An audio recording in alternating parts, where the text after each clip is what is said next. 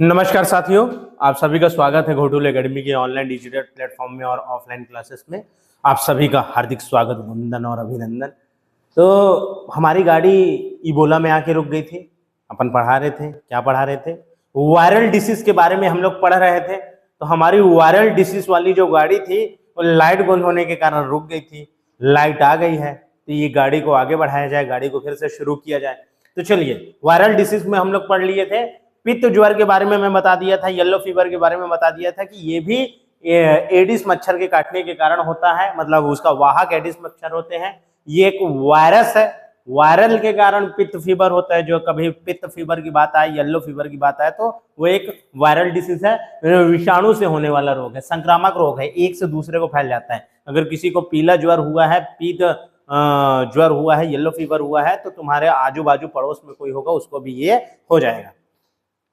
Ebola, Ebola जो है वो इबोला वायरस के कारण होने वाला रोग है। इबोला एक रोग का भी नाम है जो इबोला वायरस के कारण होता है। पश्चिमी अफ्रीका में महामारी का रूप लिया था। महामारी मतलब पैंडेमिक का रूप लिया था। और 2014 में, सन 2014 में WHO ने इसको अंतरराष्ट्रीय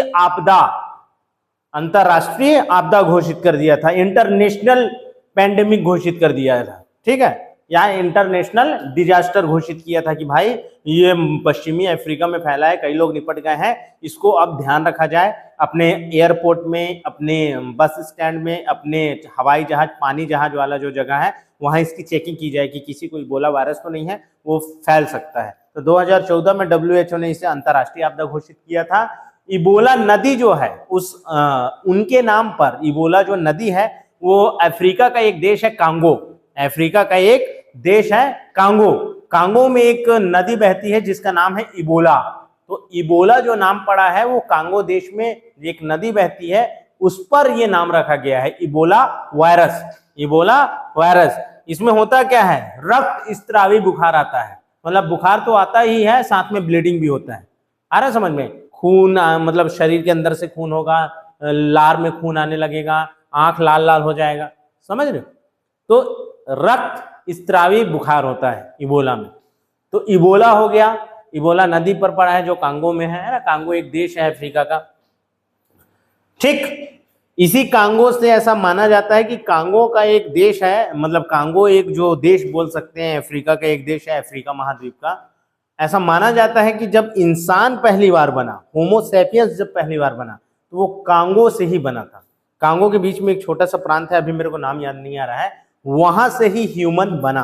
पहले क्या थे? अपन गोरेला थे, हमसे पहले जो लास्ट, जिसके बाद हम इंसान बने, तो अपन गोरेला थे। ऐसा माना जाता है कि गोरेला में फिर म्यूटेशन आया तो फिर हम लोग इंसान बन गए।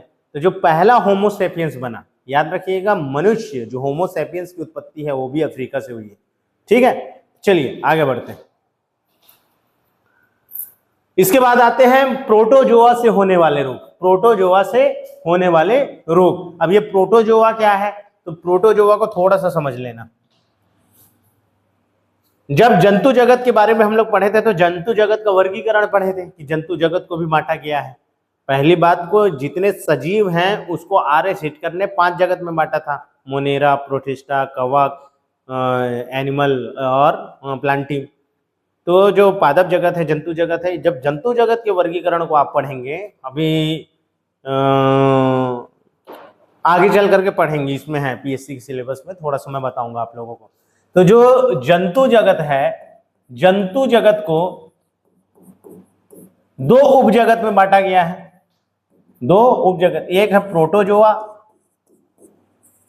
प्रोटोजोआ, और एक है मेटाजोआ।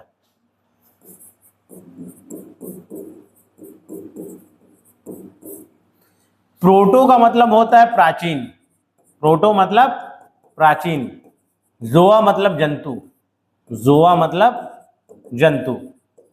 तो जो जंतु जगत में प्राचीन जीव हैं, या फिर इसे एक कोशिकीय जीव बोल सकते हैं आप, एक कोशिकीय जितने भी प्राचीन जीव हैं, एक कोशिकीय जंतु जीव।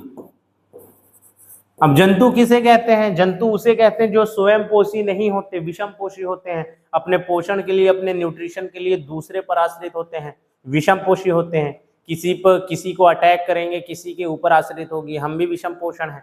भाई हम पेड़ पौधे को खा के जी के रहते हैं, जंतुओं को भी खाते हैं और जीवन जीते हैं, तो हम भी विषमपोषी हैं। तो जंतु का मतलब क्या होता है? विषमपोषी होना। मेन लक्षण आप ऐसा समझ लो, विषमपोषी। तो जो ये जितने भी प्रोटोजोआ होंगे वो सब के सब क्या होंगे? एक कोशिकीय जंतु जीव होंगे, अर्थात एक कोशिकीय विषमपोषी जीव। एक कोशिकीय विषमपोषी जीव। आ रहे समझ में? जितने भी एक कोशिकीय विषमपोषी जीव हैं वो इस पर आएंगे, है ना। चलो, तो प्रोटोजोआ से भी कुछ कुछ रोग होता है, बहुत खतरनाक रोग होता है, बहुत जाना माना रोग होता है। आइए इसको समझते हैं। ठीक, सबसे पहला मलेरिया, जो पहली बीमारी है, मलेरिया की जो बीमारी है वो प्रोटोजोआ से होने वाला रोग है, एक प्रोटोजोवन रोग है। अब वो प्रोटोजोआ तो उपजगत है, प्रोटोजोआ तो ये उपजगत है भाई, ये दो उपजगत हैं, दो उपजगत।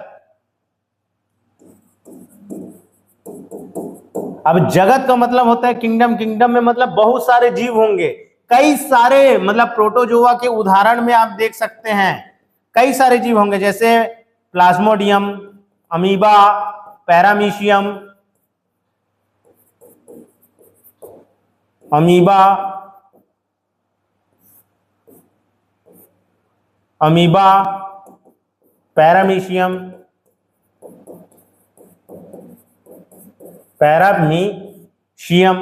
तो जितने भी एक कोशिकीय विषमपोषी जीव हैं जो दूसरे पर आश्रित हैं वही क्या हैं? प्रोटोजोआ हैं।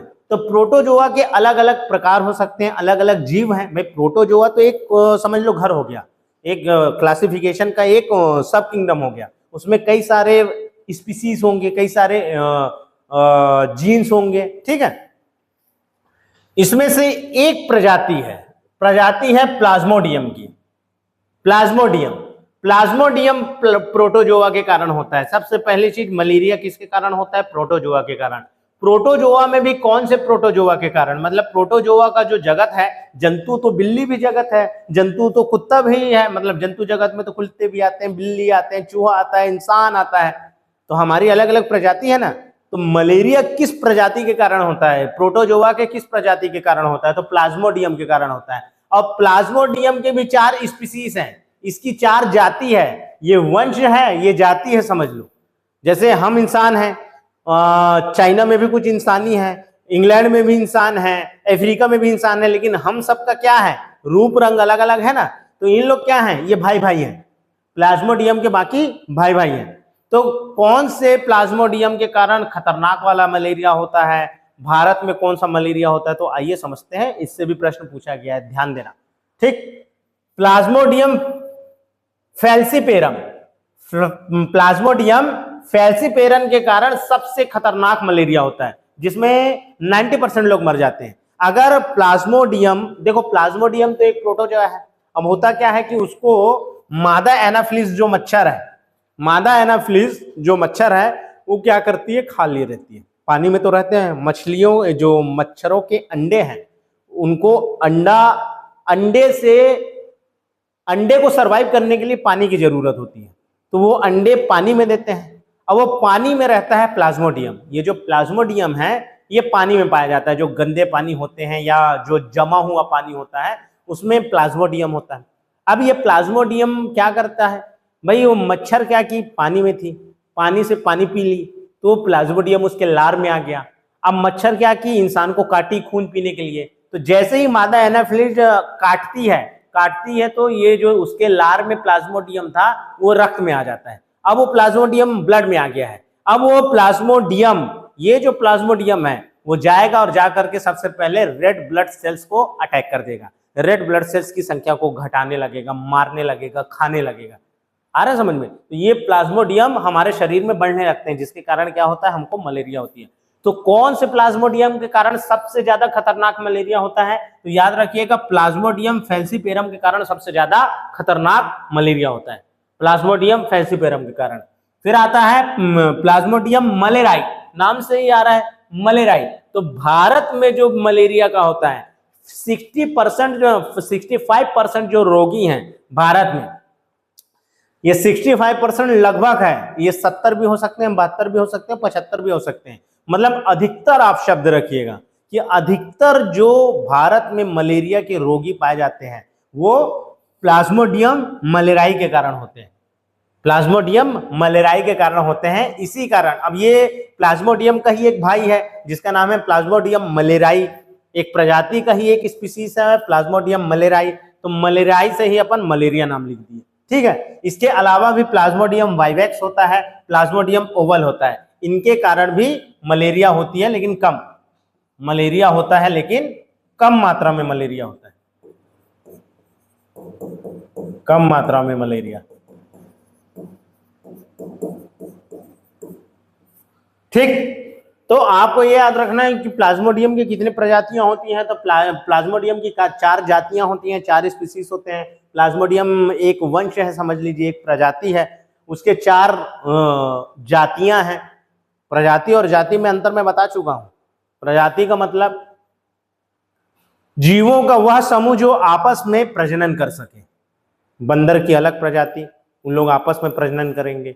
बिल्ली की अलग प्रजाति, उन लोग आपस में प्रजनन करेंगे। कुत्ते की अलग प्रजाति। भाई बिल्ली और कुत्ते के बीच में बच्चा हो सकता है क्या? नहीं हो सकता। इंसान और बंदर के बीच में बच्चा हो सकता है क्या? नहीं हो सकता। बंदर की प्रजाति मतलब जीवों का वह समूह जो आपस में प्रजनन कर सके उसे हम प्रजाति कहते हैं, ठीक है। तो प्रजाति अलग हो गई, मतलब बंदर की प्रजाति अलग, इंसान की प्रजाति अलग, बिल्ली की प्रजाति अलग, चूहे की प्रजाति अलग। प्रजाति के अंतर्गत आता है जाति।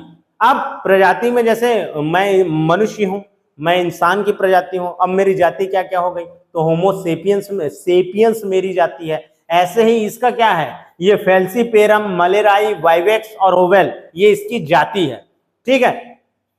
जंतु जगत में मैं और इसको तो पहले की क्लास में मैं बता चुका हूं ना, कैरोलस लिनियस के समय में बताया था कि क्लासिफिकेशन होता है तो पहला नाम जो होता है वो वंश होता है, दूसरा नाम जो होता है वो जाति होता है। Mangifera indica. ससुरी के रिवीजन नहीं कर रहे हो, रिवीजन करो। रिवीजन नहीं करोगे तो कैसे होगा? बिना रिवीजन के आगे पाठ पीछे सपाट हो जाएगा। रिवीजन जरूरी है, हर एक हफ्ते में आपके पास रिवीजन होना चाहिए। हर एक हफ्ते में रिवीजन कर लिया करो। बता ही कितना रहा हूं, ये तो तुरंत तुम लोग एक दिन में 2 घंटे बैठोगे तो रिवीजन हो जाएगा। आ रहा है समझ में? रिवीजन जरूरी है। तो प्लाज्मोडियम फैल्सीपेरम के कारण होता है। पहला हो गया प्लाज्मोडियम फैल्सीपेरम, फिर हो गया प्लाज्मोडियम मलेराई। इधर वाले भी सुनना ध्यान से, खाली बैठे हो, तुम्हारे पीछे भी आ रहा हूं, ये पीछे वाले। अभी मैं तुम लोगों को देख रहा हूं, चिंता मत करना, अभी मैं तुम लोगों से भी पूछूंगा, खड़ा कर करके पूछूंगा। तो Plasmodium falciparum, Plasmodium malariae, Plasmodium vivax और प्लाज्मोडियम ओवल, ये 4 प्रजातियां हैं प्लाज्मोडियम की, जिनसे क्या होता है? मलेरिया होता है। मलेरिया किसके काटने, मतलब मलेरिया की वाहक कौन होती है? याद रखिएगा, मलेरिया की वाहक मादा एनाफिलीज मच्छर होती है। मलेरिया की वाहक कौन होती है? मादा एनाफिलीज मच्छर होती है। मलेरिया का प्रभावित अंग कौन सा होता है? जब किसी को मलेरिया हो जाता है तो उसका प्रभावित अंग कौन सा है? याद करो, मैं बताया था, जहां रेड ब्लड सेल्स का कब्रिस्तान होता है तो प्लीहा होता है, प्लीहा, प्लीहा होता है, स्प्लीन, ठीक है। याद रखना, जिसको मलेरिया हो गया है तो मलेरिया का प्रभावित अंग क्या है? प्लीहा है, प्लीहा, स्प्लीन। वही इसे स्प्लीन को क्या कहते हैं? रेड ब्लड सेल्स का कब्रिस्तान बोलते हैं, रेड ब्लड सेल्स का कब्रिस्तान। अब जिसको मलेरिया होगा आरबीसीएस मरने लगेंगे, इसलिए प्लीहा का क्या हो जाएगा? प्लीहा में सूजन हो जाएगा, प्लीहा में सूजन आ जाता है। रेड ब्लड सेल्स मरने लगते हैं, मरने लगते हैं, तो ये जो प्लीहा है उसमें स्टोर होने लगते हैं, तो प्लीहा का आकार फूल जाता है, बढ़ जाता है। आए समझ में? चलो आगे बढ़ते हैं। हाँ, एक और चीज बात बतानी थी कि मादा एनाफिलीज मच्छर के काटने के कारण मलेरिया होता है। मतलब जो प्लाज्मोडियम की वाहक है वो मादा एनाफिलीज है। इसको किसने बताया था? इसकी खोज किसने की थी? तो याद रखिएगा, रोनाल्ड रॉक्स ने किया था। किसने? रोनाल्ड रॉक्स ने किया था। और रोनाल्ड रॉक्स को इस खोज के लिए 29 अगस्त 1902 को नोबेल पुरस्कार मिला था। 29 अगस्त, आने वाले कुछ दिन बाद 29 अगस्त को 1902 में नोबेल पुरस्कार मिला था। इसीलिए हर वर्ष 29 अगस्त को मलेरिया दिवस मनाया जाता है। 29 अगस्त को मलेरिया दिवस मनाया जाता है। ठीक है, 29 अगस्त को मलेरिया दिवस मनाया जाता है। जंतु जगत हो गया। इसके बाद अगला प्रोटोजोआ रोग स्लीपिंग सिकनेस। स्लीपिंग सिकनेस जिसको अफ्रीकी निद्रा रोग भी कहते हैं। होता क्या है कि इसमें बच्चों लोगों को कमजोरी लगता है, रात में सोते हैं और बेचारे सोए रह जाते हैं, जगते ही नहीं, मृत्यु हो जाती है। इसको निद्रा मृत्यु का रोग भी कहते हैं। ये किसके कारण होता है? तो ट्रिपेनोसोमा गैम्बियंस के कारण होता है। ये जो ट्रिपेनोसोमा गैम्बियंस है ये भी एक प्रोटोजोआ है, ये भी एक प्रोटोजोअन है। जैसे प्लाज्मोडियम एक प्रोटोजोअन है, वैसे ही ट्रिपेनोसोमा गैम्बियंस भी क्या है? एक प्रोटोजोआ है। इसके कारण स्लीपिंग सिकनेस होता है, बार बार पूछा गया है। और जैसे मलेरिया किसके कारण हो रहा था? कौन सी मच्छर काट रही थी? मादा एनोफिलिस मच्छर काट रही थी। ऐसा ही एक मक्खी होती है जिसको सीसी मक्खी कहते हैं। सीसी मक्खी, एक्चुअल में इसका असली नाम त्यासे मक्खी, ये त्यासे मक्खी, एनसीईआरटी में त्यासे मक्खी इंग्लिश में लिखा है, लेकिन इसको एक्चुअल में सीसी फ्लाई कहते हैं। क्या कहते हैं? CC fly. वो मक्खी अगर तुमको काट दी, अफ्रीका में पाई जाती है, भारत में लोगों को डरने की जरूरत नहीं है, अफ्रीका में ये मक्खी पाई जाती है। अगर वो मक्खी काट दी तो काटने से उसके लार से चला जाता है ट्रिपेनोसोमा गैम्बियंस। और जैसे ट्रिपेनोसोमा गैम्बियंस शरीर के अंदर गया, बच्चों को या फिर बुजुर्गों को, वयस्कों को, तो रात में एकदम सुस्ती लगेगा और नींद आएगा, दिन में भी नींद आएगा, पूरा ब्रेन में एकदम सुस्ती आ जाता है और लास्ट में क्या होता है? निपट गए। समझ गए? तो इसको चेक कराना पड़ता है। जब बार बार सुस्ती आ रही हो, आपको एनी टाइम सुस्ती लग रहा हो, नींद लग रहा हो, तो आप जाकर के तुरंत डॉक्टर से चेकअप कराइए। एनी टाइम नींद नहीं आती, 8 घंटे 10 घंटे से ज्यादा इंसान नहीं सो सकता। आ रहा है समझ में? उससे ज्यादा नींद आ रही है तो आप चेकअप कराइए। अफ्रीकी निद्रा रोग के बाद में आता है काला अजर। काला अजर बोलते हैं, अजर, अजगर नहीं, काला अजर। इसको डमडम बुखार भी बोला जाता है, डमडम फीवर बोलते हैं काला अजर को। ये किसके कारण होता है? तो लिशमानिया डोनोवेनी के कारण होता है। लिशमानिया डोनोवेनी के कारण। हर एक चीज याद रखना, प्रश्न आ चुका है इससे ना। लिशमानिया डोनोवेनी के कारण होता है। कौन सा बुखार होता है? डमडम बुखार होता है, जिसे काला अजर भी कहते हैं। ये बालू मक्खी जो सैंड फ्लाई होती है, सैंड फ्लाई के काटने से ये बीमारी होती है। लिशमानिया डोनोवेनी एक प्रोटोजोआ है। ये इसका वाहक क्या होता है? तो सैंड फ्लाई, बालू में जो मक्खियां पाई जाती हैं। अगर कभी पिकनिक उकनिक मनाने गए होगे तो देखना, बालू में बड़ी बड़ी आकार की मक्खी रहती है, उसको सैंड फ्लाई कहते हैं। सैंड फ्लाई होने के कारण इसको काला अजर बोलते हैं, डमडम बुखार कहते हैं। ठीक है, बहुत खतरनाक बीमारी है। मृत्यु 90% इसमें मृत्यु हो जाता है। अब तो क्या है कि WHO बहुत सारी दवाई बना ली, वैक्सीनेशन करवा दी अफ्रीका में।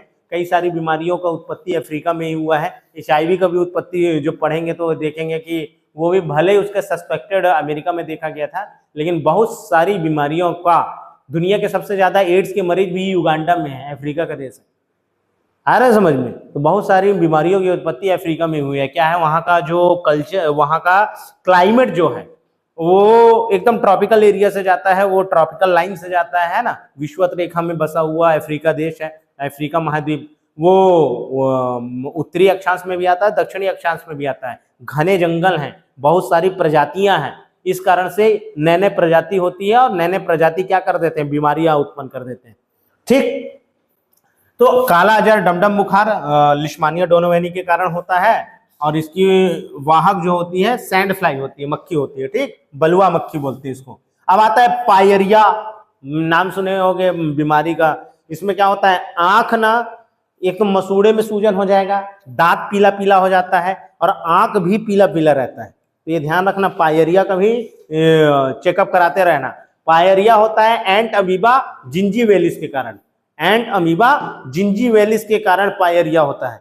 पायरिया का मसूड़ा में जो सूजन है ना, मसूड़ा में सूजन इसकी पहचान है। अगर मसूड़ा में सूजन आ रहा है बार बार तो जाके चेक कराइए। गंदा पानी से आप पी रहे हो, गंदा पानी से ब्रश कर रहे हो, तालाब के पानी से जाकर के कुल्ला कर रहे हो, तो ऐसा बीमारी हो सकता है। दांत पूरा पीला हो जाता है और आंख के किनारे किनारे भी पीला होने लगता है, मसूड़ा में सूजन आ जाता है। एंट अमीबा जिंजीवेलिस के कारण होता है। एंट अमीबा जिंजीवेलिस के कारण पायरिया, ये भी एक प्रोटोजोअन है। एंट अमीबा भी एक क्या है? प्रोटोजोआ है। एंट अमीबा क्या है? प्रोटोजोआ है। डायरिया और डाइसेंट्री दो अलग अलग शब्द हैं, बहुत ध्यान से समझना। जिसको अपन बोलते हैं ना डायरिया हुआ है, अरे यार बारिश का सीजन था, डायरिया हो गया है, एक पूरे गांव में एक मोहल्ले में डायरिया फैल जाता है। कैसे फैलता है? देखिए, एक एंट अमीबा इंटेंस टाइनेलिस, जो एंट अमीबा भी एक क्या है, प्रोटोजोआ है। उसकी कई सारी प्रजातियां हैं, कई सारी जातियां हैं। जैसे प्लाज्मोडियम का था ना, वाइवेक्स, ओवल, प्लाज्मोडियम मलेराई, है ना।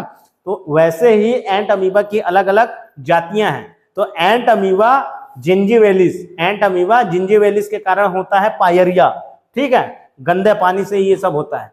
जो डायरिया भी है, कैसा होता है, मल के कुछ अणु, या क्या होता है, हम जो मल त्यागते हैं, उस मल को त्यागने से नाली का पानी हो गया, सेप्टिक टैंक का पानी हो गया, गंदा पानी हो गया, वो पानी अगर फैल जाए, ठीक है, मतलब जहां से नल के पानी में बह जाए, या नल फूटा हुआ है मान लो और नाली का पानी उसमें आके मिल जा रहा है, तो हो सकता है उसमें मल के अणु हो, या मल के अणु नहीं है तो क्या है, एंट अमीबा इंटेंसन टाइनेलिस है। अब वो क्या जाता है, गलती से दूषित पानी, दूषित खाना में जा करके मक्खी बैठी है, गंदे पानी में, नाली में बैठी है मक्खी वो जा करके गुपचुप में बैठ गई है, या समोसा खुला बिक रहा है उसमें बैठ गई है, या पोहा खुला बिक रहा है, या जलेबी खुला बिक रहा है और उसमें जाके बैठ गई है।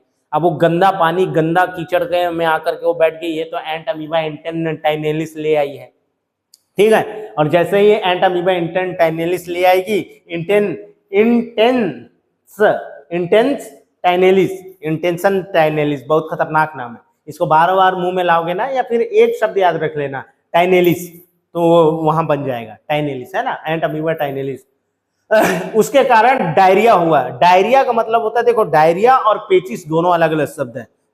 ऐसा मुंह मत बनाओ, सोचो डॉक्टर लोग क्या क्या चीज बर्दाश्त करते हैं। ऑपरेशन करते हैं, उल्टी हो जाता है तो यहाँ वहां लग जाता है, ब्लड को काटते हैं, ब्लड को साफ करते हैं। उस नर्स को सोचो, उस वार्ड बॉय को सोचो, जो बेचारा हॉस्पिटल में 24 घंटे ये सब चीज फेस करता है। आज तुमको डायरिया सुनने से, पेचिस सुनने से हो जा रहा है, ठीक है, और नर्स को सोचो जो डेली इस चीज का सामना करते हैं। उस वार्ड बॉय को सोचिए, उस स्वीपर को सोचो जो सफाई करता है। आज तुम्हें ये देख करके, ये सुन करके पढ़ाई लगता है ना। उनको सोचो कि हमारे जैसा ही इंसान साफ सफाई करता है, हमारे जैसा ही इंसान नर्स या वार्ड बॉय, मेल नर्स या फीमेल नर्स, ये लोग ये सब फेस करते हैं। उनके ऊपर डॉक्टर खाना नहीं खाया है, बच्चे को लेने नहीं गया, अपने वाइफ बीमार है, लेकिन उसके बावजूद आते हैं और आकर के इलाज करते हैं। इसलिए उनको इस धरती का डॉक्टर कहते हैं, खुदा कहते हैं, अर्थ, गॉड ऑफ अर्थ कहते हैं। इसीलिए तो उनको खुदा बोलते हैं ना, जमीन का खुदा, धरती का खुदा बोला जाता है उनको। क्यों बोला जाता है? ये सब चीज बर्दाश्त करते हैं, ठीक। तो ऐसा नहीं करो, ध्यान से सुनो और ये लक्षण समझ के रखना, डायरिया और पेचिस में क्या अंतर होता है। तो जो डायरिया है, दस्त, जो लिक्विड टॉयलेट हो रहा है, बार बार पानी जैसा जाता है, अचानक से पेट मरोड़ा और बार बार पानी जैसा बहुत लिक्विड टॉयलेट जा रहा है, तो वो डायरिया है। लेकिन इसमें क्या होता है, अमीबी डायसेंट्री में, अमीबी डायसेंट्री को ही पेचिस कहते हैं। जो पेचिस शब्द है वो अमीबी डायसेंट्री को कहते हैं, ठीक है। अमीबी डायसेंट्री एंट अमीबा हिस्टोलिटिका के कारण होता है, एंट अमीबा हिस्टोलिटिका के कारण। टाइनेलिस के कारण क्या होता है, डायरिया। टाइनेलिस डायरिया, एंट अमीबा हिस्टोलिटिका पेचिस के कारण होता है। पेचिस में क्या होता है कि लिक्विड जैसा टॉयलेट नहीं होता, एकदम म्यूकस जैसा, एकदम थोड़ा सा टॉयलेट होगा और म्यूकस होगा उसमें, मतलब एकदम बलगम जैसा टॉयलेट होगा। उसमें बहुत दर्द देता है, बहुत मतलब कहना चाहिए कि इंसान जो है थक जाता है, कमजोर होता है। डायरिया बहुत खतरनाक बीमारी इसलिए क्योंकि इसमें क्या है, शरीर का पूरा पानी निकल जाता है, इंसान की मृत्यु हो जाती है अगर इसका इलाज ना कराए तो। पेचिस में भी वही चीज है कि बहुत शरीर दर्द देता है, बुखार आने लगता है, ठीक है, और म्यूकस निकलता है, बार बार चिपचिपा पदार्थ जो है वो इस तरह होने लगता है। तो अमीबी डायसेंट्री की बात कर लो चाहे डायरिया की बात कर लो, ये दोनों ही गंदे पानी या फिर एक प्रोटोजोअन रोग है जो गंदे पानी, दूषित जल के कारण फैलता है। इसीलिए बारिश के सीजन में, बाढ़ के सीजन में, जहां आसपास में नदी तालाब है, वहां पर आपको पानी उबाल के ही पीना चाहिए। ये बात याद रखिएगा, अगर आप पानी आरओ वाला पी रहे हैं या उबाल के पी रहे हैं तो आप 50% बीमारी से बच के रहेंगे, क्योंकि 50 से 60% बीमारी और बीमारी के वाहक पानी से उत्पन्न होते हैं, पानी से उत्पत्ति होती है उनकी। तो पानी आप क्या कीजिए, उबाल के पीजिए, पानी आप क्या कीजिए, साफ करके पीजिए। मतलब आरओ है तो वो छान देता है, और नहीं है, जैसे मान लीजिए कि आर्थिक रूप से आप संपन्न नहीं है, आपके घर में अगर आरओ वाटर नहीं है, तो आप पानी कौन सा पीजिए, उबाल लीजिए। एक बार पानी को उबाल करके ठंडा कर लीजिए और पीते रहिए।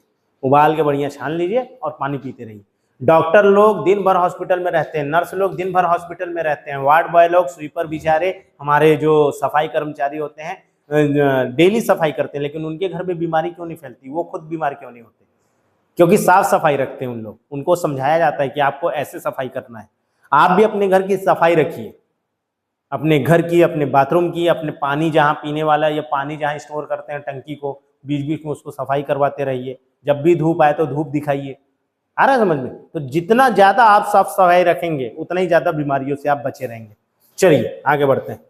इसके बाद आते हैं फंगल डिसीज के बारे में।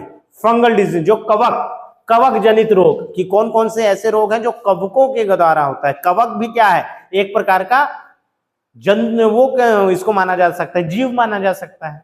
पादप, पहले इसको पादप जगत में कहा जाता रहा, फिर इसका एक अलग किंगडम बना दिए, कवक जगत बना दिए। ठीक है, जो फंगस के कारण होता है। दांत, खाज, खुजली, रिंग वॉर्म, वो आता रहा ब्रेक, यहाँ दांत, यहाँ दांत, यहाँ दांत, वो ब्रेक आता, रिंग गार्ड, इज गार्ड।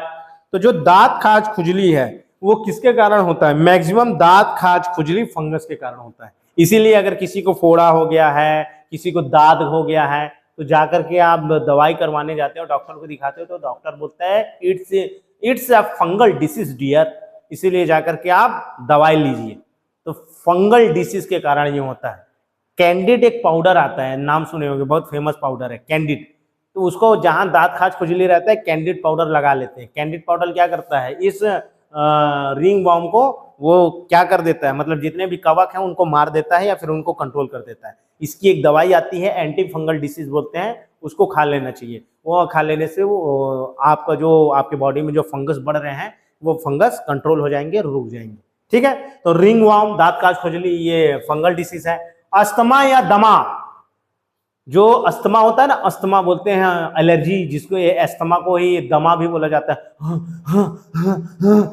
फिर फिस फिस मारते हैं, तो वो होता है एक तो एलर्जी के कारण, और दूसरा होता है कवक के कारण। एलर्जी क्या है, एलर्जी के बारे में समझ लो। एलर्जी क्या है? एलर्जी एक एक्साजरेटेड रिएक्शन, मतलब अति शीघ्र प्रतिक्रिया है बॉडी की, जो एंटीबॉडी के कारण होती है। एंटीबॉडी के कारण होती है, समझा रहा हूं, इसका मतलब समझा रहा हूं। और ये एंटीबॉडी का निर्माण किसी एलर्जन के इंट्रेंस के कारण होता है। जो एलर्जन है, एलर्जन के प्रवेश, शरीर में प्रवेश करने से होता है। समझना एलर्जी कैसे होती है। एलर्जी में बहुत सारे लक्षण होते हैं। कभी कभी फोड़ा आ जाना, कभी कभी बार बार छींकना, बार बार खांसना, उल्टी हो जाना। ठीक है, पूरे चेहरे में, पूरे बॉडी में छोटे छोटे पिंपल्स आ जाना। ये होता कैसे? होता यह है कि जैसे मान लो कि कोई फंगस, कोई बैक्टीरिया, कोई स्पोर्स, छोटे छोटे बीजाणु, वो हमारे नाक से या हमारे मुंह से या हमारे किसी भी बॉडी के पार्ट से, जैसे आंख में भी जब धूल जाता है तो हम उसको खुजलाते हैं ना, फिर आंसू निकलता है, साफ हो जाता है वो। ऐसे ही मान लो हमारे नाक में, हमारे मुंह में, हमारे बॉडी के अंदर ये दवाई के कारण, मान लो कुछ दवाई खा लिए, उसमें कोई एलर्जन है। एलर्जन मतलब एलर्जी उत्पन्न करने वाला कोई एंटीजन, कोई एक ऐसा एंटीजन जो एलर्जी उत्पन्न करता है, तो उसे अपन एलर्जन बोलते हैं। एलर्जन बॉडी में गया, अब बॉडी क्या करेगी? बॉडी का जो व्हाइट ब्लड सेल्स हैं वो एंटीबॉडी बनाएगा। अब वो एंटीबॉडी बनाएगा तो जैसे ही ये एंटीबॉडी है, ये एलर्जन को मारने लगेंगे, कोशिश करेंगे मारने का कि हाँ चलो हम फाइट करते हैं। तो वो जो फाइट करने के लिए वो एंटीबॉडी बनता है, वो एंटीबॉडी बनने से हमको क्या होता है? छींक आने लगता है, हमको खांसी आने लगती है, हमको सर दर्द होने लगेगा, पूरे बॉडी में चित्ती चित्ती चित्ती चित्ती दाना हो जाएंगे। आ रहा है समझ? तो एलर्जी भी क्या है? एलर्जी एक एंटीबॉडी के कारण, मतलब हमारा ही बॉडी एक ऐसा एंटीबॉडी बनाता है जिसके कारण हमको एलर्जी होता है। इसको इंग्लिश में एक्साजेरेटेड रिएक्शन कहते हैं, एक्साजेरेटेड रिएक्शन, एक्साजेरेटेड रिएक्शन के कारण होता है। जो एक्साजेरेटेड रिएक्शन है वो बहुत अति खांस रहे हैं, छींक रहे हैं, आहा आहा उल्टी हो जा रहा है, तो ये एक प्रकार की एलर्जी है। आ रहा है समझ में? हमारे बॉडी क्या करता है, एंटीबॉडी बनाता है और उसके कारण ये सब होता है। तो दमा और अस्थमा भी क्या है, एक प्रकार की एलर्जी है। ठीक है, या तो वो एलर्जी के कारण होगा या फिर कुछ कवक आपकी बॉडी में चला गया, कोई कवक है जो आपकी बॉडी में चला गया और वो कवक को मारने के लिए भी क्या होगा, एक्साजेरेटेड रिएक्शन होगा। वही क्या है, अस्थमा है, दमा है। इसका दवाई आता है लेकिन दवाई को लगातार खाना पड़ता है, इस दवाई को लगातार खाना पड़ता है। ठीक, athlete foot disease, athlete foot disease, इसको बहुत अभी तो नाम बता रहा हूं, अब इसको बताऊंगा ना कि ये भी फंगस के कारण हो जाता है तो तुरंत समझ जाओगे कौन सा, किस डिसीज की मैं बात कर रहा हूं। बारिश के सीजन में जो महिलाएं होती हैं, खासकर देखना महिला और पुरुष दोनों, कंदरी काटता है बोलते हैं ना, जो पैर का जो पैर जो होता है, पैर के नाखून जो हैं, उन नाखून के बीच में घाव नहीं हो जाता, नाखून के बीच में घाव हो जाता है, उसी को कहते हैं athlete foot disease. Athlete foot disease actual में क्या आता है कि जिस समय जूता नहीं बना था तो जितने भी धावक थे, दौड़ने वाले एथलीट लोग, वो खाली पैर दौड़ते थे। आज भी आप कई लोगों को देखोगे कि वो खाली पैर दौड़ते हैं। तो जब वो खाली पैर दौड़ते हैं और मान लो आपके पैर की उंगलियों के बीच में स्पेस नहीं है, ऐसा चिपका हुआ उंगली है, ज्यादातर ये बीमारी उन लोगों को होता है जिनका जो उंगली है ना वो चिपका रहे, वो उंगलियों के बीच में स्पेस ना रहे, तो ये पानी यहाँ पे जमा हो जाता है और वहीं पर क्या होता है, यहीं पर फंगस जाकर के जमा हो जाता है। ये जो फंगस है, कुछ फंगस जाकर के यहाँ पे उसको घाव बना देते हैं, उसी को कहते हैं कंदरी काट दिया है। फिर आप क्या करते हो, वहां से पिचपिची दवाई लाते हो। कंदरी जब काटता है तो आप मेडिकल स्टोर से जो आंख की दवाई होती है जिसको पेनिसिलिन बोलते हैं, पिचपिची दवाई, वो पेनिसिलिन को ला करके उसमें लगा दो, तुरंत ठीक हो जाता है। ठीक है, तो ये खासकर ये उन्हीं लोगों को होता है जिनके पैर के जो ये पैर है, पैर की उंगलियों के बीच में ये गैप ना हो। अगर ये चपका हुआ है तो कंदरी हो जाएगा, मतलब एथलीट फुट डिसीज हो जाएगा। अगर ये स्पेस है तब क्या होगा। अब जिसको बहुत ज्यादा दिक्कत हो रहा है तो उसके इलाज भी मैं बता देता हूँ। क्या करो आप अपने पैर की उंगलियों के बीच में इतना सा रुई लगा के रखो हमेशा। अगर आप जैसे घर की जो महिलाएं होती हैं बेचारी घर में दिन रात काम करते हैं, जितना पुरुष बाहर जाकर के जॉब में काम नहीं करता उससे ज्यादा महिलाएं घर का काम संभालती हैं, घर का काम करती हैं। सवेरे उठने से लेकर के रात सोते तक बेचारे दिन भर काम करते रहते हैं। कहते हैं ना कि वो बिना जॉब किए वो पूरे घर का जॉब करती हैं, वो भी हाउस वर्कर हैं, वो हाउस वोमेन है। आपकी मम्मी, हमारी मम्मी कि दिन भर बेचारी सवेरे उठने से लेकर के आपका नाश्ता बनाना है, आपका कपड़ा धोना है, पति के लिए खाना बनाना है, बच्चों का ख्याल रखना है, फिर दोपहर में भी कुछ अचार बना रहे हैं तो कुछ वो बना रहे हैं, वो बड़ी जैसा ये कर रहे हैं, फिर शाम को नाश्ता बनाएंगे, फिर दोपहर में खाली समय बचा कपड़ा धोना है, उसके बाद रात में क्या करना है, फिर से खाना बनाना है, बर्तन धोना है। माँ कसम कितना काम करते हैं भाई, आप खुद सोचो ना। आप दिन भर काम करके देखो, वो तो आगे चल के करना ही पड़ेगा, लेकिन आप सोचो कि वो कितना काम करते हैं यार। एक पुरुष जो घर से बाहर काम करते हैं, एक पुरुष कभी महिला की बराबरी कभी नहीं कर सकते। कभी जीवन में महिलाओं की बराबरी कोई पुरुष नहीं कर सकता, क्योंकि महिलाएं इतना ज्यादा काम करती हैं और रियली में ये सब काम भी उन्हीं से हो पाता है।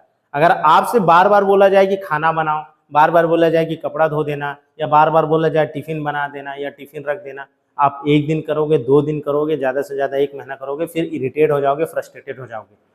और महिलाएं क्या करती हैं, जो यहाँ पे महिला शिक्षक बैठी होंगी या जो महिला शिक्षक होते हैं टीचर, उनको आप देखना, वो सवेरे उठती हैं, उठ करके पहले खुद खाना बनाती हैं, उसके बाद फिर वो अपना टिफिन भी रखती हैं, बाकायदा घर में बच्चे अच्छे लोगों का जो भी कपड़ा उपड़ा है वो धो देती हैं, सुखाते हैं, उसके बाद काम में जाती हैं, जॉब में जाती हैं। फिर जॉब से आने के बाद भी रेस्ट किए, थोड़ा सा चाय वाय पी लिए, फिर उस बेचारी काम करना स्टार्ट कर देती हैं। और यही काम अगर पुरुष करके दिखाएं, हालत बैंड हो जाएगा बेटा। इसीलिए महिलाओं की बराबरी काम में कभी कोई पुरुष नहीं कर सकता, कभी जीवन में कोई पुरुष उनसे काम में नहीं कर सकता। हम लोगों से मजदूरी करवा लो, गिट्टी खोद देंगे, रोड खोद देंगे, जमीन खोद देंगे, नाली बना देंगे, तालाब खोद देंगे, लेकिन घर का काम करके देखो।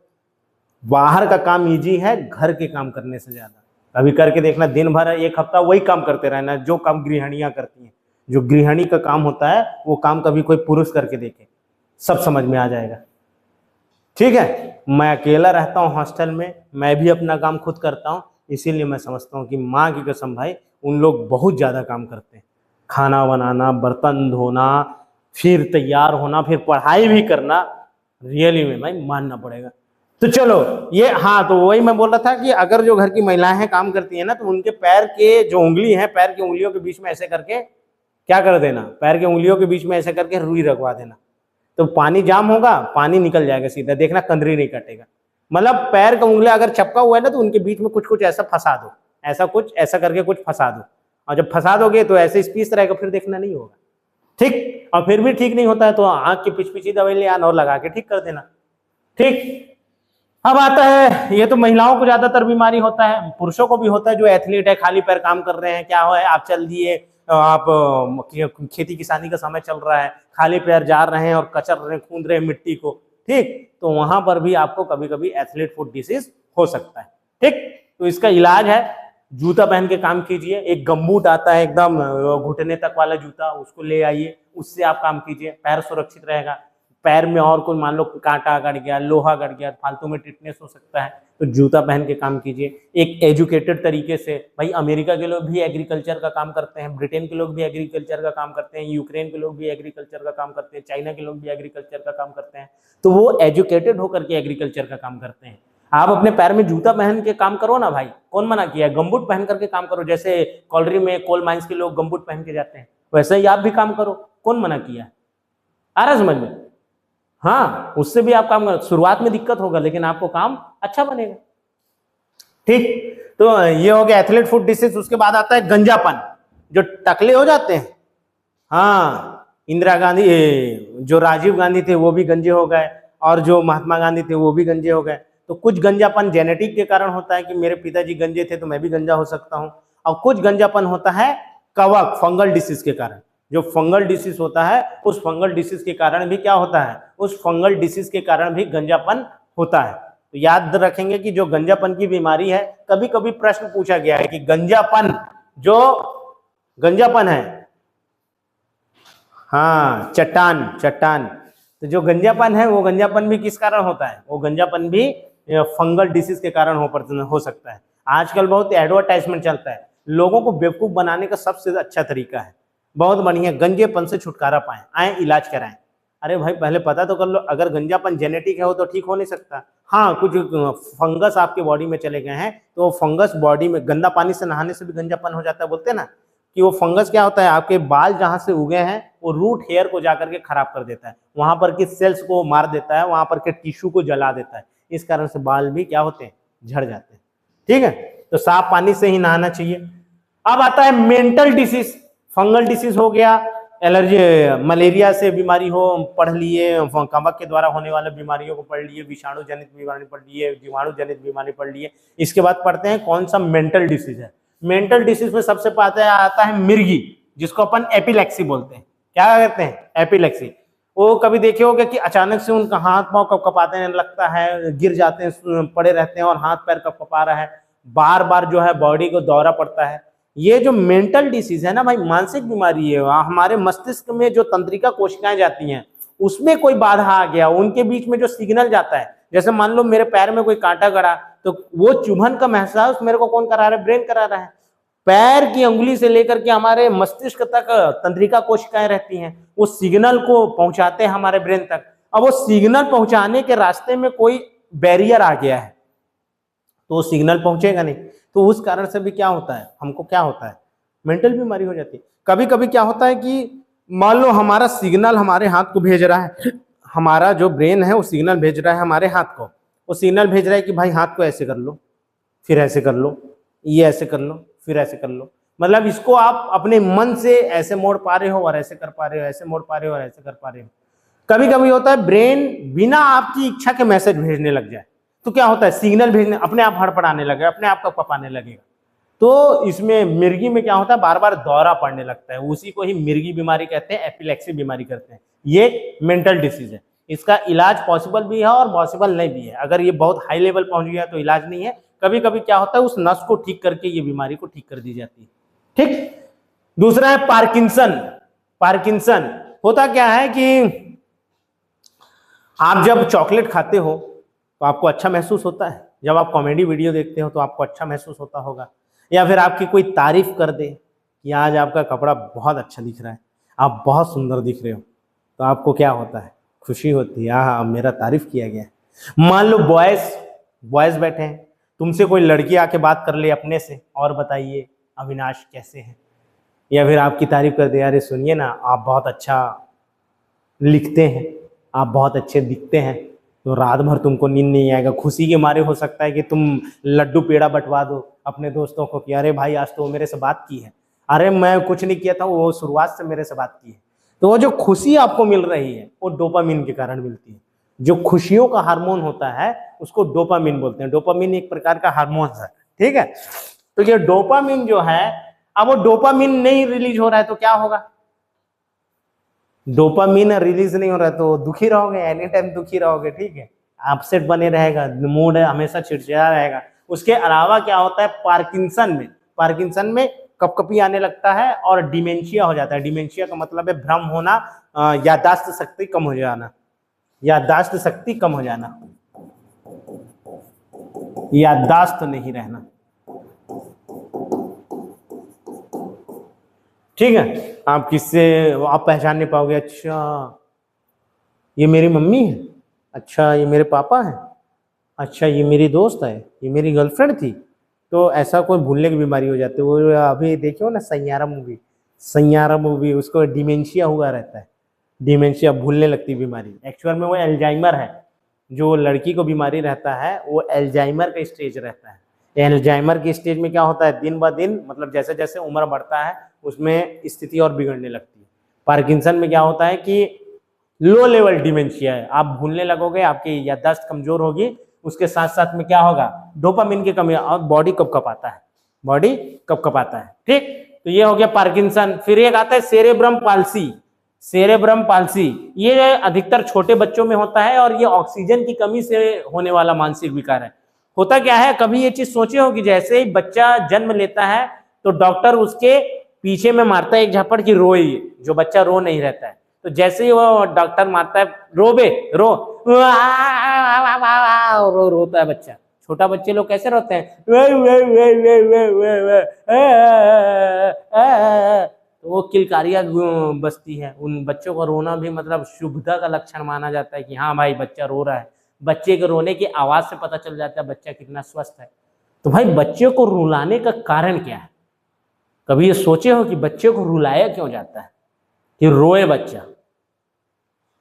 ये मारता है। पहले डॉक्टर शुरुआत में याद रखना, सबसे पहली बार हमको अगर मार पड़ती है तो क्यों पड़ती है, क्योंकि वो मारने वाला कौन रहता है, या तो नर्स होती है तो डॉक्टर रहती है। पहले पास से पिछवा हमारे पीछे में पड़ता है एक झापड़, पाट रो बेटा, क्यों, उसका रीजन है कि जब तक बच्चा माँ के पेट में रहता है तो बच्चे को ऑक्सीजन माँ के एम्बिलिकल कॉर्ड से मिलते रहता है। जो प्लेसेंटा होता है, प्लेसेंटा से एम्बिलिकल कॉर्ड जुड़ा रहता है बच्चे के नाभि में, तो बच्चे को ऑक्सीजन मिल जाता है, न्यूट्रिशन मिल जाता है।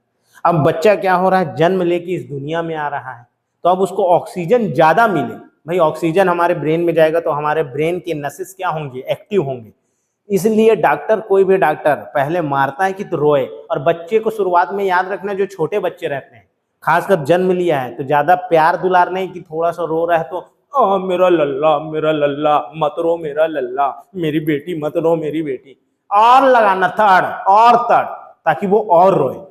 जितना ज्यादा वो रोएंगे बच्चे लोगों को, याद रखना हमारे घर पे तो भाई हमारे पिताजी टीचर थे, तो वो जब हम रोते थे, हमको अभी तक याद है, या मेरा छोटा भाई रो रहा है तो उसको रोने दिया जाता था, रो बेटा, कितना देर तक रोएगा, 1 घंटा रो रहा है बच्चा, और ऐसा नहीं ना रुक के मेरे को माली है, मेरे को माली है। जैसे मम्मी, मान लो हमारी मम्मी जी अगर बच्चे को मार दी है, मेरे भाई को मार दी है, तो मम्मी मारती है तो पापा के पास शिकायत होता है, और पापा डांटे हैं तो मम्मी से शिकायत होता है। यही होता है हर घर की निशानी। तो बेचारे उसको पड़ा है तो वो 1 घंटा रो रहा है, पहले आधा घंटा रोया, मम्मी माली है, मम्मी मार दी मेरे को। तो बाबूजी उसको रुकवा भी रहे हैं हमारे पिताजी की, हो गया बेटा रुक जा, लेकिन रोने दो, पहले उसको रोने दो कुछ देर तक। उससे क्या होता है, हार्ट मजबूत होता है, लंग्स मजबूत होता है। आ रहा है समझ में? तो ऑक्सीजन की कमी से इसीलिए छोटे बच्चे को जब रोए रोने दो, और छोटा बच्चा है तो और पार मार के रुला। जब रो रहा है तो रोने दो, थोड़ा सा उसको देर तक रोने दो ताकि ऑक्सीजन बॉडी के अंदर जाए। न्यू बॉर्न बेबी को तो रुलाते ही हैं ताकि ऑक्सीजन प्रॉपर जाए। छोटा छोटा नाक रहता है बच्चों का, तो छोटे छोटे नाक से कितना ऑक्सीजन जाएगा, इसीलिए और मारते हैं कि बेटा तू रो ताकि तेरे मुंह से भी ऑक्सीजन जाए। आ रहा है समझ में? तो इसीलिए छोटे बच्चों को थोड़ा सा रोने दिया जाए। छोटे जो बच्चे होते हैं, बेबी होते हैं, उनको 1 साल तक तो खूब रुलाना चाहिए। आ रहा है समझ में? मतलब इतना भी नहीं रुलाओ कि उनको बीमार पड़ जाए। रुलाने का मतलब है कि जब रोए तो थोड़ा रोने दो। आ रहा है समझ में? रोने से ऑक्सीजन की सप्लाई होती है। अगर ऑक्सीजन की कमी है तब सेरेब्रम पाल्सी हो जाता है। मेरे ख्याल से जो स्टीफन हॉकिंस थे, उनको जो बीमारी थी वो सेरेब्रम पाल्सी ही थी। अभी मैं अच्छे से याद नहीं कर पा रहा हूँ, ये तुम्हारा होमवर्क है कि सेरेब्रम पाल्सी, जितना मेरे को याद आ रहा है वो जो स्टीफन हॉकिंस थे, स्टीफन हॉकिंस को सेरेब्रम पाल्सी हुआ था। जो नहीं ऐसे करके बैठे हुए थे, ग्रेटेस्ट साइंटिस्ट, मॉडर्न जो साइंस है, मॉडर्न साइंस के पिता उन्हें ही कहा जाता है, स्टीफन हॉकिंस को।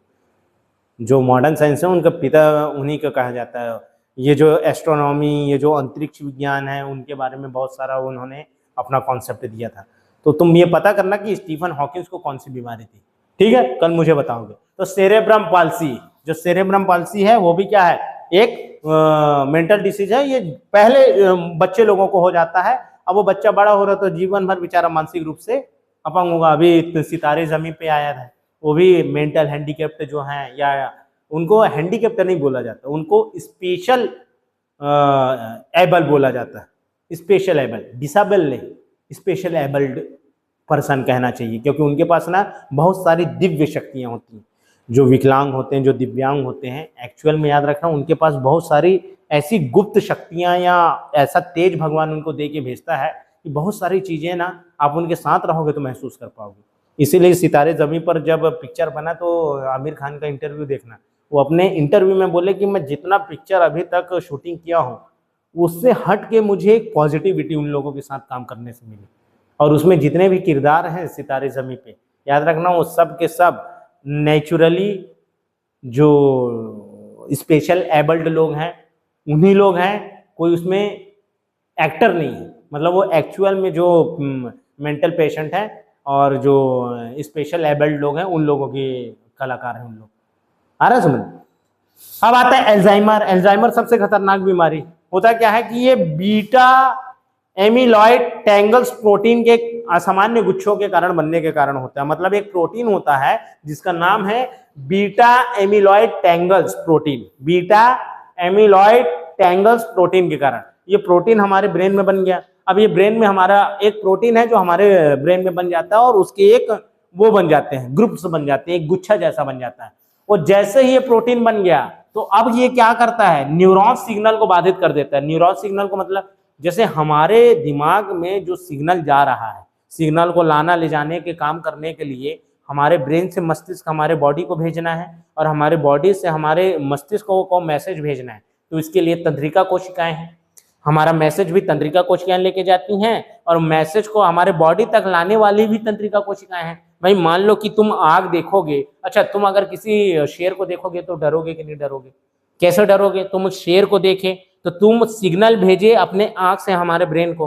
अब तुम्हारा ब्रेन बोलेगा बेटा भाग वहां से, बेटा भाग। या फिर कुत्ता पीछे पड़ा है तुम्हारे, कुत्ता भौंका और तुम्हारे तरफ आ रहा है तो तुम क्या करोगे? भाग बेटा यहाँ से जल्दी से।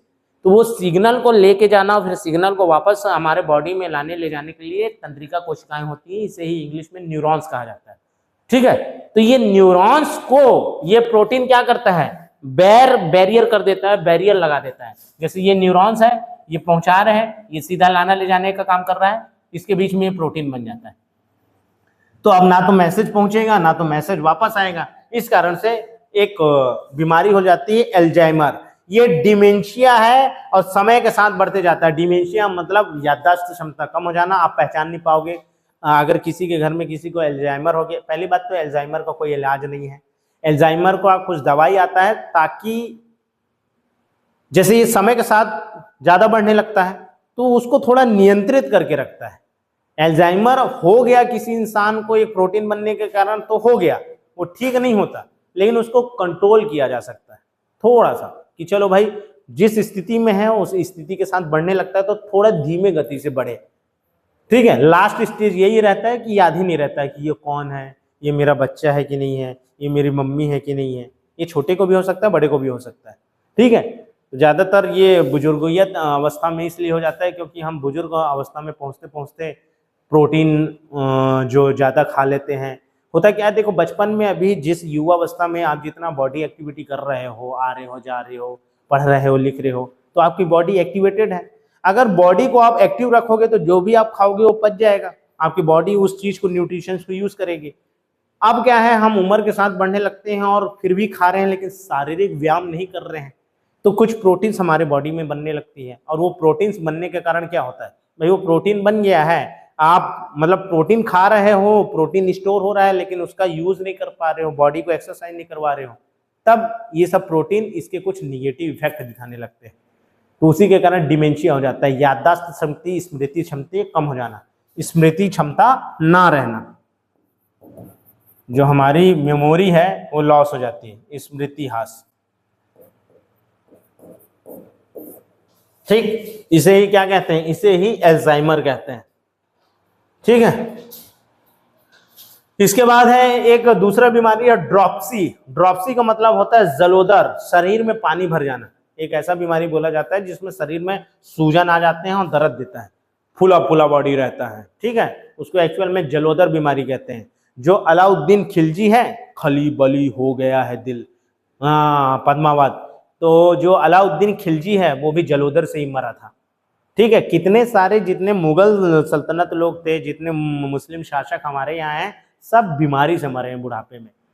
कभी नोटिस करोगे ना, किसी को भी अच्छी मौत नहीं मिली है, एकदम दर्दनाक मौत मिली है उन लोगों को, बीमारी से मिली है, ठीक है। अकबर के भी बारे में जब पता करोगे, औरंगजेब के भी बारे में जब पता करोगे, तो ये रणभूमि में शहीद नहीं हुए, ये जलोदर की बीमारी से। तो किसी को कोई बीमारी हो गई, किसी को कोई बीमारी हो गई। बाबर की मौत को देखोगे तो हुमायूं का बेटा को बीमारी पड़ी हुई थी, बाबर को बोले बेटा इससे नाक जा, तो वो हुमायूं की बीमारी बाबर को नाक जाती है और बाबर निपट जाता है। कॉन्सेप्ट है ये, इतिहास में पढ़ना है ये सब चीज, हिस्टोरी में देखना ना ये सब चीज।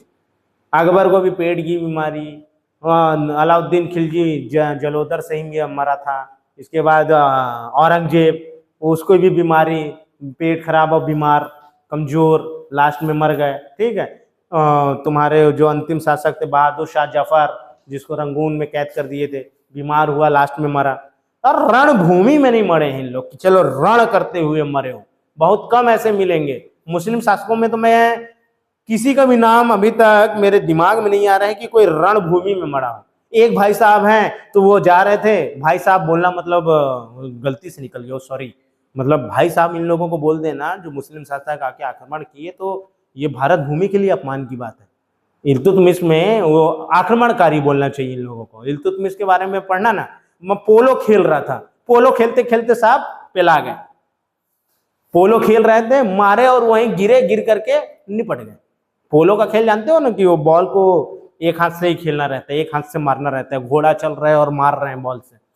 तो क्या हुआ, वो इतिहास में पढ़ना, घोड़ा से गिरा, गिर के निपट गया। मतलब मरे भी होते तो लड़ाई करते हुए मरे रहते, रणभूमि में मरे रहते, तब समझ में आता। तो ऐसे ही मरे इन लोग। तो ये जलोदर की बीमारी जो है क्यों होती है, ये एक आर्जीमोन मैक्सिकॉन का बीज जो होता है। अब ये आर्जीमोन मैक्सिकाना क्या है, आर्जीमोन मैक्सिकाना सरसों के बीज के जैसा एक छोटा छोटा दाना आता है। तुम लोग कभी देखे होंगे कि जो घास फूस होता है ना, घास फूस में एक छोटा छोटा पेड़ होता है, उसका भी फल्ली रहता है, और उसको तुम तोड़ोगे ना तो सरसों जैसा दाना रहता है। बचपन में हम लोग क्या करते थे, उससे खेला करते थे, छोटा छोटा बीज होता है, ठीक है, सरसों के बीज जैसा रहता है। और सरसों के बीज जैसा अब रहता है, तो होता क्या है कि भाई तुम्हारे यहाँ मान लो तुम सरसों के खेत में इसको लगा दी, ये क्या है, विदेश से आया था, ये जो मैक्सिकाना है, आर्जीमोन मैक्सिकाना, जिसको जैसे गाजर घास सुने हो ना, गाजर घास, ये भी विदेश से आया है, अमेरिका का जनक था वहाँ, है ना, अमेरिका से वो गाजर घास आ गया जो खराब कर देता है। आज के गूगल में तुम देखना गाजर घास किसको बोलते हैं, बहुत हानिकारक चीज होता है वो, साला वो पूरा क्रॉप को खराब कर देता है, जो भी तुम फसल लगाए होगे तो उसको खराब कर देता है। और मतलब कहते हैं ना कि 2 कौड़ी की उसकी उपयोग नहीं होती है ना, उसको चारा को भी नहीं खिला सकते कि उसका चारा गाय खाती हो, चारा भी नहीं खाती, इसलिए उसको गाजर घास बोलते हैं। ऐसी एक आर्जीमोन मैक्सिकाना का बीज होता है, सरसों के दाना जैसा होता है, अगर वो तुम्हारे शरीर में चले जा रहा है तो उस कारण से भी जलोदर की बीमारी हो जाती है। अब मान लो कि लोग करते क्या है, जो मिलावटखोर होते हैं, सरसों के बीज जैसा दिखता है तो सरसों में मिला देते हैं और बेच देते हैं। अब वो सरसों के बीज में भाई वो आर्जीमोन मैक्सिकाना का बीज है, वो खाए तो तुम्हारे शरीर में क्या होता है, जलोदर हो जाता है, शरीर फूलने लगता है, शरीर में पानी भरने लगता है और सूजन हो जाता है, तो शरीर में दर्द और सूजन हो जाता है। अब तो क्या है, इसका इलाज हो गया है, पता कर लेते हैं तो इलाज कर लेते हैं भाई। अब तुम सोचो कि जिस समय मुगल काल, सल्तनत काल था, तो उस समय तो डॉक्टर होंगे नहीं, उस समय कहाँ से डॉक्टर मिले भाई, वहां उस समय कैसे मेडिकल साइंस को पता चले कि ये इस कारण बीमारी है। तो हो गया, दर्दनाक कुत्ते की मौत मरते थे उन लोग, लास्ट में बीमारी हुई पता ही नहीं चल रहा है, ठीक है, तो मृत्यु हो गई। क्या है, इनका कर्म भी गंदा था, कुलकर्मी थे, तो मौत भी इनके कुत्तों की होनी थी। जो पागल कुत्ता मरता है रेबीज की तरह, वैसे इन लोगों की मौत हुई है। ठीक, अब आता है एक खतरनाक बीमारी, एक अजीब सी बीमारी होती है हिस्टीरिया। अब ध्यान से देखना, ये पुरुषों को भी होता है, महिलाओं को भी होता है, ज्यादातर ये बीमारी महिलाओं को होता है। होता क्या है इसमें, ये एक मनोरोग है, एक भावनात्मक रोग है। इसमें होती है बेचैनी, घबराहट। तुम नोटिस करना कि अगर तुम्हारे साथ भी ऐसा हुआ होगा कि जब आप 9th-10th पास किए होगे, 9th-10th के बाद में एक घबराहट होने लगती है। अगर सर खड़ा करके पूछ दिए कि चलो खड़े हो जाओ और बताओ, तो एकदम हाथ पैर कपकपाने लगता है। ऐसा होता है कि कुछ भी बात करने से पहले कोई तुमसे पूछ दिया, कोई बात कर दिया, जवाब देने से पहले डर लगने लगता है, हर चीज में घबराहट हो जाता है, एंजाइटी हो जाती है। कोई वाइवा लेने वाला है तो उससे पहले घबराहट और बेचैनी होने लगता है, हाथ कपकपाने लगता है, पूरा शरीर कपकपाने लगता है, डर लगने लगती है। अचानक से अनवांटेड, कुछ नहीं हुआ है, तुमको कुछ बोला, तुम कुछ गलती नहीं किया हो, लेकिन अजीब सा डर लगने लगता है। ऐसे ही जो लड़के हैं, लड़कों को प्यूबर्टी के समय जब होता क्या है, वो 10वीं, ये जो बीमारी है ना, बीमारी नहीं, एक मनोरोग बोल सकते हैं, एक शॉर्ट टाइम बीमारी बोल सकते हैं इसको। जैसे गजनी को 15 मिनट में आ जाता था, ऐसी इसको शॉर्ट टाइम बीमारी कह सकते हैं हिस्टीरिया को। इमोशनल अस्थिरता रहती है, मतलब ना होता क्या है, अचानक से तुमको डर लगेगा, अचानक से किसी के लिए तुमको बहुत ज्यादा दया आ जाएगा, अचानक से बहुत ज्यादा तुमको किसी के लिए गुस्सा आ जाएगा, अचानक से बहुत ज्यादा प्यार आ जाएगा, ठीक है। तो इमोशनल स्टेबिलिटी नहीं रहती, डर लगने लगता है, बेचैनी लगती है, घबराहट लगती है, ठीक है। और समय के साथ ये ठीक हो जाता है, जैसे ही आप बड़े होते हो, शादी के बाद तो ये बीमारी ठीक ही हो जाती है, क्योंकि एक सिक्योरिटी मिल जाती है, एक इमोशनल सपोर्ट मिल जाता है। और ये जो हिस्टीरिया है ना, पहले के लोग क्या करते थे, बच्चा बिगड़ रहा है शादी कर दो, या फिर बच्ची थोड़ी सी भी बड़ी हुई 14 साल की भी शादी कर दो, ठीक है। तो कभी भी तुम बोलते ना, हमने बोलते ना, अरे लड़की झल्ली, ऐसा सोचते नहीं, लड़का झल्ला है बे, ऐसा बोलते हैं ना, झल्लापन, झल्लीपन। एक्चुअल में क्या है, वो अनमेच्योरिटी है। मेच्योरिटी समय के साथ आती है, जैसे ही उम्र बढ़ने लगता है तो वो मेच्योरिटी, परिपक्वता, सामाजिक परिपक्वता, मानसिक परिपक्वता आने लगती है, जैसे जैसे आप सीखने लगते हो। तो ये हिस्टीरिया में भी ये होता है, घबराहट, बेचैनी हो गई, इसके बाद में क्या हुआ है, जिसको हिस्टीरिया है उसको इमोशनल सपोर्ट करो, उससे बैठ के बात करो, क्या हो गया बेटा, क्या दिक्कत है, या फिर उससे खूब बातें करो, तो उन लोग बताते हैं, वो धीरे धीरे फिर वो डर निकल जाता है। ज्यादातर ये 9वीं से लेकर के जो ग्रेजुएशन तक का स्टेज रहता है ना, उन्हीं लोगों को ये बीमारी ज्यादा होता है। वो एक आप बीमारी नहीं है, इसको आप एक पीरियड बोल सकते हैं, एक शॉर्ट टाइम बीमारी है। अचानक से डर लगेगा, अचानक घबराहट लगेगा, अचानक से लगेगा कि कोई हमको देख रहा है, कोई हमको सुन रहा है। कॉलेज के समय में जब आप मैसेज कर रहे हो तो एकदम डर डर के मैसेज करते थे कि भाई हो सकता है आपकी गर्लफ्रेंड हो, या हो सकते हैं आपके बॉयफ्रेंड हो, आप उनको मैसेज कर रहे हो, पीछे से डर के मारे एकदम ऑटोमेटिक आपको टेंशन है, पापा तो मैसेज नहीं पढ़ लेंगे, मम्मी को तो मैसेज पता नहीं चल जाएगा, कहीं मेरे भाई को, कहीं मेरी बहन को तो पता नहीं चल जाएगा, मेरे घर में पिटाई हो जाएगी। ये जो एक डर है, एक बेचैनी है, तो ये तो चलो आप गर्लफ्रेंड को मैसेज कर रहे हो, बॉयफ्रेंड को मैसेज कर रहे हो, तो उसमें तो डर होना चाहिए, लेकिन कभी कभी बिना कुछ किए डर रहता रहा। आपको क्लास में खड़ा कर दिए, चलो बेटा बताओ, अब आप अपना नाम नहीं बता रहे हो, सिर्फ आपको खड़ा करके पूछा गया बेटा नाम बताओ अपना, तो आप नहीं बता पा रहे हो, डर रहे हो, पसीना से पूरा लथपथ बॉडी। तो ऐसा स्टेज हिस्टीरिया, समय के साथ ये ठीक हो जाता है, ज्यादातर शादी के बाद ये ठीक हो जाता है, शादी हो गई तो ठीक हो गया, ठीक है। हाँ, तो ये है हिस्टीरिया। आज की क्लास को यहीं पे स्टॉप करते हैं, पढ़ेंगे कल पढ़ेंगे जेनेटिक्स बीमारी के बारे में, कौन कौन सी ऐसी बीमारी है जो अनुवांशिक होती है। कल अपन हीमोफीलिया के बारे में पढ़ेंगे, रंग वर्णांधता के बारे में। कल ये पढ़ेंगे कि कैसे टर्नर सिंड्रोम होता है, लड़कियों में लड़कों के लक्षण कैसे आ जाते हैं, जेनेटिकली ये कैसा हो जाता है। ठीक है, तो आज की क्लास को यहीं पे रोकते हैं, पढ़ेंगे कल। तब तक पढ़ाई करते रहें, स्वस्थ रहें, खुश रहें, साफ सफाई रखेंगे तो 60% बीमारी से बचे रहेंगे। और एक्सरसाइज कीजिए, आप अगर 1 घंटा भी एक्सरसाइज कर रहे हैं तो आप बहुत सारी बीमारियों से बचे हुए हैं। ठीक है, चलिए मिलते हैं कल।